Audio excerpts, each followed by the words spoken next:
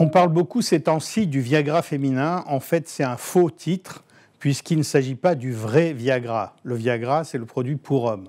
Mais comme il y a des produits pour la sexualité féminine, et que le Viagra est devenu presque un terme générique disant la sexualité, on parle du Viagra pour parler de sexualité.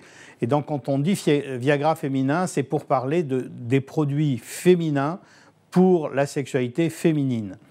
Et à ce moment-là, pour le moment, il n'y a aucun produit qui ne soit sorti, si ce n'est l'Intrinsa qui n'existe plus et qui était un patch à la testostérone. Mais actuellement, ce que l'on attend, c'est deux produits qui ont été plus ou moins acceptés par la FDA, c'est-à-dire l'administration américaine, pour autoriser le produit de sortir, en fait. Et ces deux produits s'appellent, pour l'un, la flibanserine. C'est un comprimé sous forme de...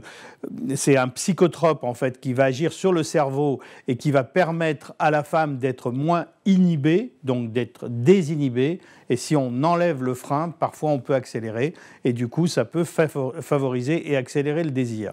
Et c'est l'objectif de ce produit. L'autre produit que l'on attend aussi pour 2016, c'est le Librido, qui est un produit qui mélange aussi bien un IP2E5, c'est-à-dire un produit comme le Viagra masculin, et en même temps de la testostérone, c'est-à-dire de l'hormone du désir, qui est l'hormone masculine, mais aussi l'hormone du désir chez la femme.